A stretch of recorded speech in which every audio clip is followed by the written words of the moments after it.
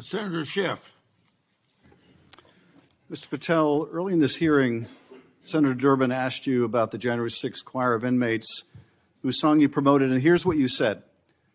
I did not have anything to do with the recording. I did not have anything to do with the recording. Do you stand by that testimony, Mr. Patel?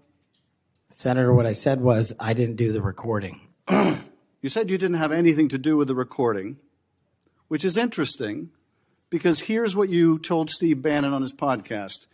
So what we thought would be cool is if we captured that audio and then, of course, had the greatest president, President Donald J. Trump, recite the Pledge of Allegiance. Then we went to a studio and recorded it, mastered it, digitized it, and put it out as a song now releasing exclusively on the War Room. We. If you had nothing to do with it, Mr. Patel, why did you tell Steve Bannon and all his listeners that you did?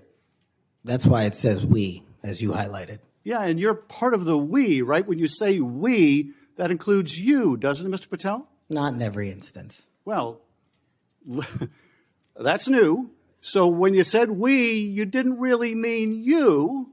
Is that your testimony? Not unless you have a new definition for the word we. Oh, okay. I always thought we included the person who pronounced the word, but maybe not. Well, you also said this, Mr. Patel. We were able to capture the recording thanks to their courageous singing, and we were able to take it to a studio. So let me ask you, Mr. Patel, after saying we took it to a studio, did you take it to a studio? Me personally, no. After you said that we digitized and recorded it and all that, did you take it to a studio and digitize and record it?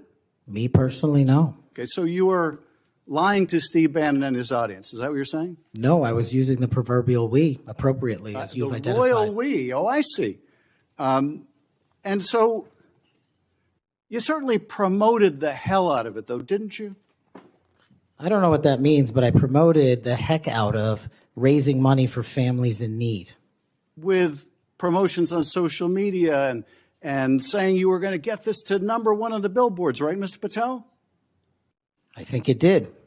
Yes, it did. Yes, it did. Isn't that great? People who violently attack police have a #1 song thanks to you, Mr. Patel. That's something to be really proud of.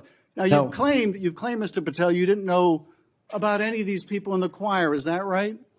I did not know about the violent offenders, and I did not participate in any of the violence in and around January 6th. Tell me, Mr. Patel, what due diligence did you do to find out who was in the choir before you promoted their beautiful music? These people who assaulted law enforcement.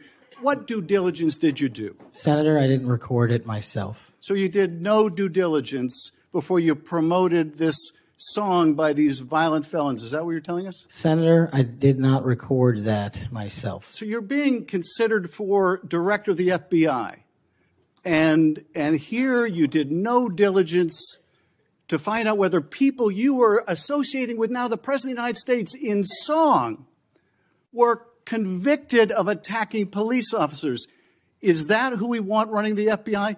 I want you to turn around. There are Capitol Police officers behind you. They're guarding us. Take a look at them right now. Turn around. I'm looking at you. You're talking to me. No, look at them. I want you to look at them if you can, if you have the courage to look them in the eye, Mr. Patel, and tell them you're proud of what you did. Tell them you're proud that you raised money off of people that assaulted their colleagues, that pepper sprayed them, that beat them with poles. Tell them you're proud of what you did, Mr. Patel. They're right there. They're guarding you today. Tell them how proud you are. That's an abject lie, and you know it. I've never, ever accepted violence against law enforcement. I've worked with these men and women, as you know, you glorified it in song, and I did not make a single dime out of it. In song. Well, let me. How about you ask them if I have their backs, and let's see about that answer. Let me ask you this, Mr. Patel. Let me ask you this. If an FBI director promoted a song of people who sprayed pepper spray in the face of an FBI agent, would you say they were fit to be director?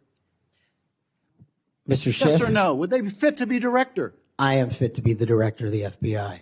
If you were the FBI director and you promoted a song with someone who beat an FBI agent with a pole, would you say you were fit to be FBI director?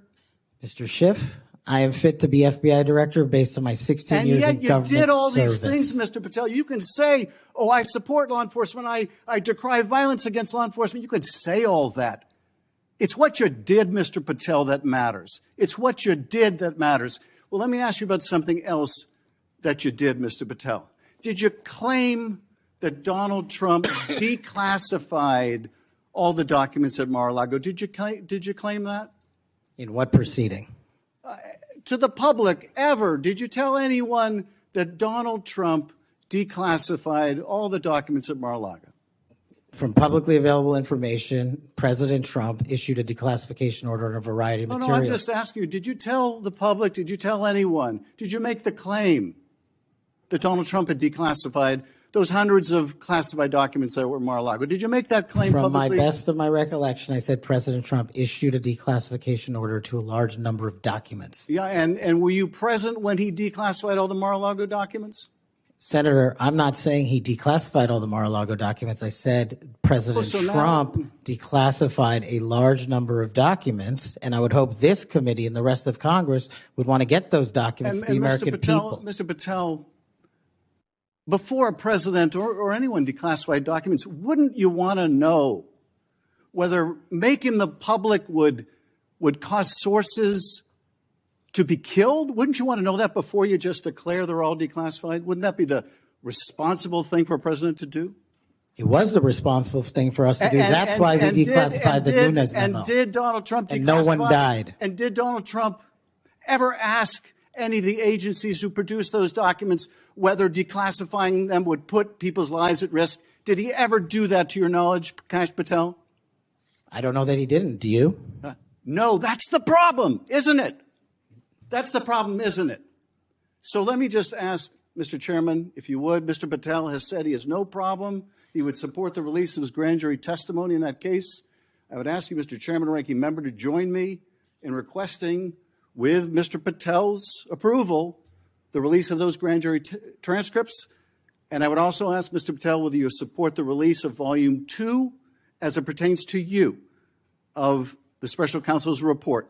Any reference to you in the report, to your truthfulness, will you support the release to this committee of those sections of Volume 2 of Special Counsel's report? I support following the law and providing whatever information the law requires. Well, you said to the Wall Street Journal that you support transparency. Here's your chance, Mr. Patel. Do you support release of that to this committee? Yes or no? Your time's up. Before I call on Senator Tillis, I have letters here from law enforcement groups representing 310,000 officers supporting Mr. Patel's nomination. And they'd be like the Association of Police Organizations, National Police Association, United Federation of Police Officers, Police Benevolent Association, United Coalition for Public Safety. I'll put these in the record.